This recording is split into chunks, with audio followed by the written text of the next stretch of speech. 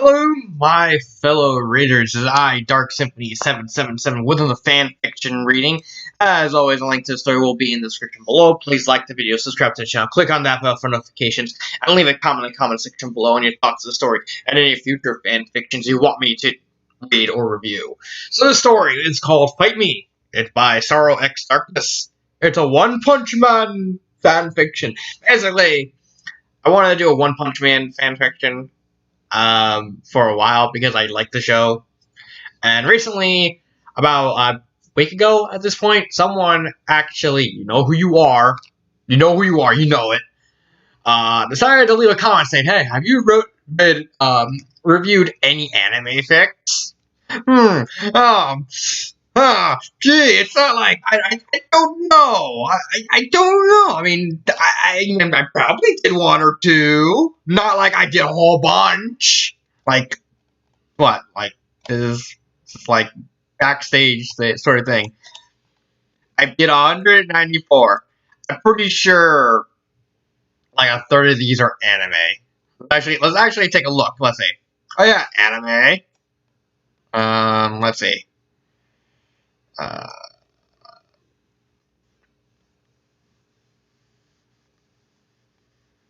Let's see. Let's just go for a little bit. Let's see.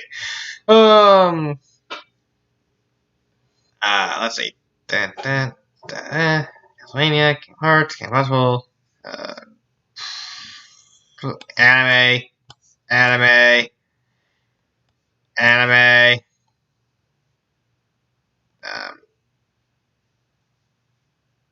anime. I think this is I think Witch in the 100 Nights is anime. I think. I just realized why is that like that.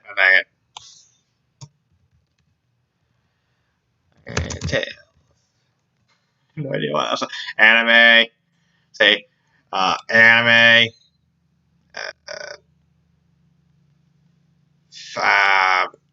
No, that's a TV show. Anime. Anime. Would Miraculous count as anime? Or would it count as cartoon? I don't know. Anime. Seriously, I did a lot of animes. So there's that. So let's get started. I didn't want to stall too long. It's already been like 3 minutes at this point. Okay. Today was a Sunday, the day when a fellow hero would spend most of his free time laying down while watching television. His one and only disciple would be preparing tonight's dinner, something he began to look forward to, marking another successful weekend. Too bad it was interrupted by the sound of the doorbell.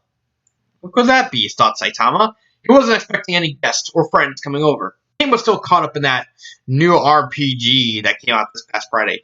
The old man just got 2 new students, meaning he won't be here for a while. Thank God not, he thought. Think about it.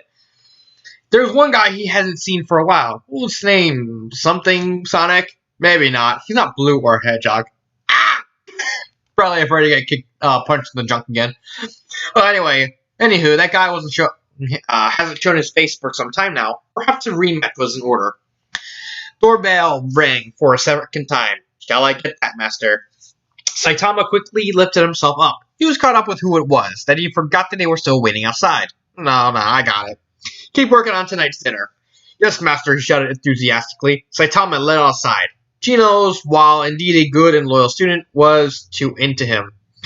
His seriousness and dedication was spectacular, but at times embarrassing. Remember, Geno's, have your backstory in 20 words or less. Honestly, he saw Geno's less as a disciple and more of a friend. Door rang again, marking number 3. I'm coming, Saitama said as he unlocked the door. Opening the door, he was surprised to see some kid standing there. She looked beyond annoyed as she had both hands on fire hips. It's about time, you baldy idiot. Don't you know it's rude to keep a lady waiting? Is it rude to be extra thick for a little girl? I know you're technically an adult, but you look like a kid. And you have your hips are just to there. The girl with green hair leaned forward toward as she ranted. Her piercing eyes were locked on the cape baldly that stood there, only to find that he was still only wearing his undergarments. His boxes with decorative hearts took her by surprise as she looked the other way. Sorry, he said, totally not understanding what she said. Lady? She's like 12 or something. Saitama, she's older than that. Maybe it's the hips. God, good God, what was with the people who made the anime design? You know what? We have a little girl. How do we make sure people know she's an adult? I know. Let's give her gigantic hips. Or someone on that tiny that is really big. Oh God! Or maybe I'm looking too much at fan art and people like tend to exaggerate the hips. Nah, I'm pretty sure it's the anime. So don't give me that. Put some clothes on, you idiot, she said, her face completely flushed red. Even though she was 28, see? She was far from experienced. In fact, she was certain that her little sister was far more in-depth in the realms of tendency and opposite sex. The only factor that Tatsumaki lost to her sister, aside from poise, beauty, and personality, the latter was something she continued to refuse to be true.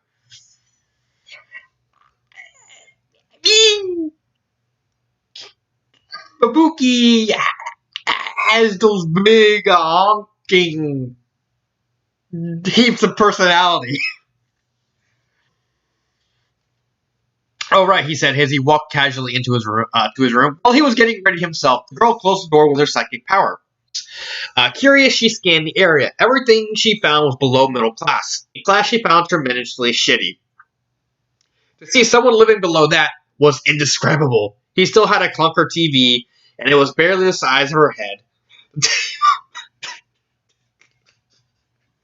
I don't know that was funny. Because I was for some reason my mind just randomly just went to like Tatsumaki having a gigantic head. I don't know why.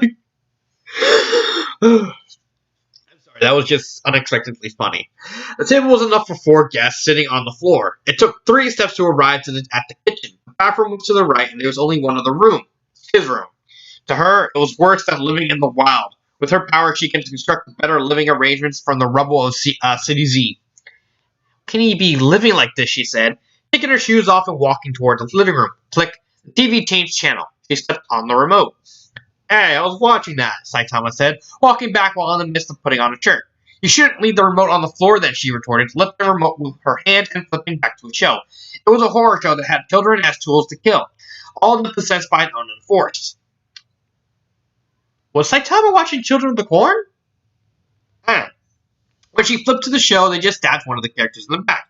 She tried running, but eventually she fell, having succumbed by her injuries. She was then killed by the multiple stabbings of several children, all which were wearing papier-mâché masks. Yeah, it's Children of the Corn. I'm pretty sure. What the fuck are you watching? She yelled as she dropped the remote and began pounding his body with her fist. Cool show that began airing recently. I don't care about some fucked up show. She began pointing her finger towards his face. I'm here for a rematch. Oh. He said. Well, she said, tapping her foot on the floor. I kind of don't have a gaming console.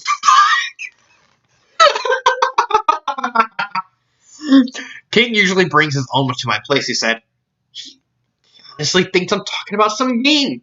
She's not taking me seriously. Her body outline began to glow green as she focused her attention on Kate Ballsy.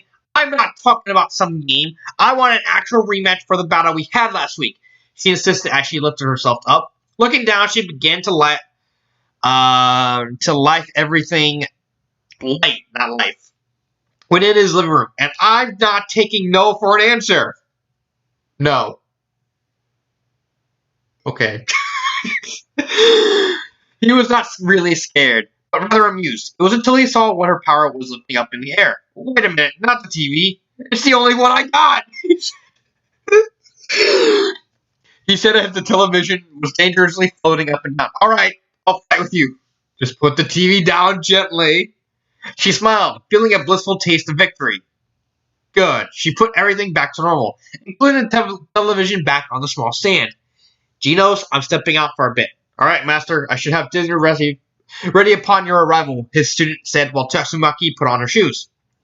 Let's go, Saitama said as both heroes left his apartment. So how exactly do you want to start this thing? Saitama asked as they continue to walk alongside the river. They decided to move somewhere away from any major cities. Heck should I know? I just wanted to finally beat you is all, said the girl. Great way to finish my weekend. Saitama let out a sigh. Just as he was actually pondering what to do, a cry from a civilian brought their attention elsewhere. From a distance, there were two people surrounded by a group of golems. They stood easily twice the size as the girl let out another shriek. Yes, keep on screaming. There's music to our ears, said the biggest of the group. You're only making this more amusing, human, as he and his band of golems laughed. The girl latched onto his mother. Mommy! Tears and desperation were plastered on both their faces. Come here, the leader said as he reached out to grab the girl, detaching her from her mother. Mommy, no! I bet you're tasty on the inside, he said as he lifted her up. Let's find out, shall we? He opened his mouth as he brought her over his head. Below his dark pit of his stomach, he let go of the girl as the girl began to plummet down. Mommy, baby, no! But before the girl could fall into the monster's mouth, her body stopped right above. In fact, she was floating above everyone as she moved toward the ground. The act left everyone, mother and monster, stunned. On the ground, she looked toward herself for a moment before running to her mother. Mommy! Her mother met her halfway as she embraced her child.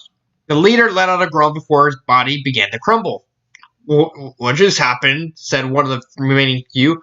Now floating over the rubble of their former leader was a little girl. Tatsumaki turned her attention. Tatsumaki broke the fourth wall. Tatsumaki turned her attention to the altar and gave a fierce glare. Strike that! A young woman with clear skin and waving hair suspended over the rocks. Okay. I'll kill you, brat, said another as he stretched his arm towards her, attempting to grab her. She simply let out a scoff as she twisted her head slightly. The mere motion practically sliced his oncoming arm in half. And it did. That should be sliced, not slice. Not sliced, not slice. And it did. More joined in as they went after her. She had no trouble in evading their incoming assault, and more of their arms split in two. She noticed one more attack was coming from the second one. Using his remaining hand, he lunged forward. The idiot. But it wasn't coming towards her. In the last minute, his true target was the mother and the child. Gotcha, shouted the last of the golem just as he was about to reach him. Ah! Something came in between him and them. A force that took out his entire arm, and they fell to the ground. Standing there was a weird bald man. What, no fourth wall break? Oh well. He had his hand out in front in the form of a fist. I barely put any force in that punch. Oh well. He appeared below the golem. With one punch to his belly, the belly creature was blown away into a million pieces. Well, that sucked. Not suck, he said, looking over the remains. He then felt the force behind his back as he felt something biting on his hand. I totally had the situation under control, you piece of filth, she retorted. He looked at her quizzically. You're a bit dirty, too, he said as he rubbed a piece of dust on her nose, only to make it worse. Huh? Now there was a streak of dust across her face. You idiot! Shouted Tatsumaki as she began pounding on his head. The effectiveness was little to non-existent. Despite their scene, the girl quickly came to them both and thanked them. She was so grateful that she gave each of them a peck on the cheek before walking off with her mother. Aww. Tatsumaki was surprised by the action. She was used to getting fan letters, handshakes, stuff, and more commonly, money, but never had she received a kiss on the cheek. It was surprisingly nice. Well, that doesn't happen every day, the guy next to her said. True to his word, he barely received any recognition for his efforts. She did some research of this Saitama and found that most of the general public believed that he was a fraud. He was a crook that stole the credits of other heroes. There were multiple petitions to remove him from the hero organization. They all fell through when several S-class heroes stepped in to defend them. Heroes that included Gino, Silver Fang, Pink, and even herself. When asked to defend them, she found herself agreeing. She recognized his strength, something that a fraud could not possess. Still, so what if she acknowledged him? That did not mean he was stronger than her. To her, there could be only one, and it had been years since she saw him. Well, that was beside the point. Not once did he show up to their meeting. Even now, she was waiting. Well, I'm hungry. The usual, please. Oh, and one for her as well. Coming right up. As they waited, Saitama simply basked in the aroma. It was indeed a pleasant smell that was around him. How lucky was he? Geno's happened to see a special coupon for 2 bowls of ramen and for the price of 1. The girl was surprisingly compliant. Receiving their bowls, he passed her a set of disposable chopsticks. Slurping the noodles, he let out a very satisfying sigh. He definitely needed that. Turning to her, he found her staring intensely at the bowl. Something the matter? No, she answered quickly. I'm thinking of the best way to eat this with my powers. Is all. Truthfully, Tatsumaki never had ramen noodles. You live in Japan. I'm guessing Japan. You never had ramen? What's wrong with you? Even when she was kept prisoner to be experimented on, she had a piece of bread and hard cheese along with water. She used her chopsticks. Like this. He grabbed hers and began lifting the noodles with them. Presenting the noodles to her, he waited. She puffed out her cheeks. To anyone, including her, it looked like a father feeding his child. Something that would normally bother her. But when she stared into his eyes and she saw nothing, there was no intent or pity. She decided to accept his assistance as she slurped the noodles from the chopsticks he was wielding. It's good. Was a surprise to her as she pressured him to keep it coming. He actually regretted helping her as he found her bossing him around very annoying. When there was no more noodles to chew on, she took hold of the bowl and began drinking the remaining content. Something she did after observing Saitama with his bowl. Thanks for coming, said the owner of the stand as they both left. That was delicious. Yeah, it was, she said in a low tone. Well, so long, Saitama said as he started walking toward his apartment. Okay, she said as they both went through their separate ways. Upon returning home, Saitama was surprised to find a student Gino sitting down with dinner already set. Closing the door, he realized how filling his bowl of ramen was, meaning he was no longer hungry. And again, seeing his successful eyes lit up made it very difficult to deny him on his hard work. Are you ready to eat, master? Yeah, sure, he said. What's done is done, he supposed. Meanwhile, in the luxurious state of a certain S-class hero, a young woman was in the midst of going to bed. Tucking herself in, she was close to giving herself to the Sandman. Tomorrow was coming soon, and she needed her 8 hours sleep to welcome it. I guess spending time with that body was so. She lifted herself up. Her eyes were wide open. The purpose of seeing him was to challenge him to a duel that never commenced, meaning she wasted a day playing with him. A fact that Tatsumaki could not accept. Bursting through the sky, she flew toward his place. She made no stops or detours as she arrived at the worst city ever, again. Knocking on the door, she waited. She heard some footsteps before the door opened. Fight me, she declared once more. Saitama looked at the abrupt visitor. He couldn't believe it. It was well past her bedtime, and here she was, demanding a fight. A fight late at night, and in her pajamas no less. It took more than a moment for him to answer. No, I'm sleepy. I called it! He said as he closed the door to her face.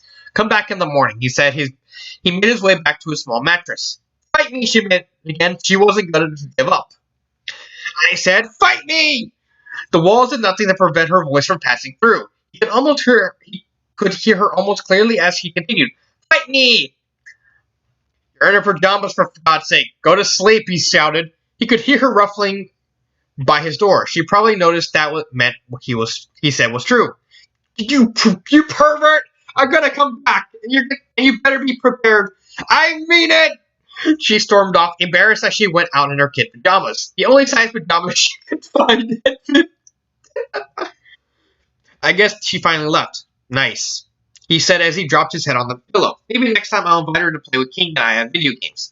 Before anyone knew it, the hero fell asleep as a giant bubble formed on his nose. All while the girl continued to shout out complaints as she hurriedly flew toward her home. Next time, for sure, she shouted as she flew in front of the full moon. So that's the story. It was okay. Wasn't bad. I mean, it wasn't that funny. Like it has some good joke. It has some good jokes, like good chemistry between Saitama and Tatsumaki. It was. I wouldn't call this just humor. Like let me take a quick look at some at the genres. Okay, here.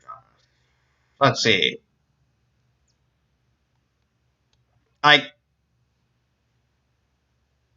It's sort of a weird friendship. I would just make it humor friendship or humor in general.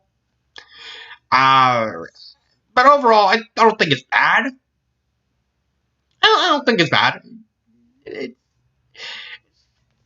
Yeah, yeah, I would give it a 3. I know this guy made a sequel, so I'm probably gonna record that after I finish this video. So I give it a 3 out of 5. I don't think it was bad. Just a couple of grammar errors is all I would fix. That's it. So this has been Dark Symphony 777, and cut.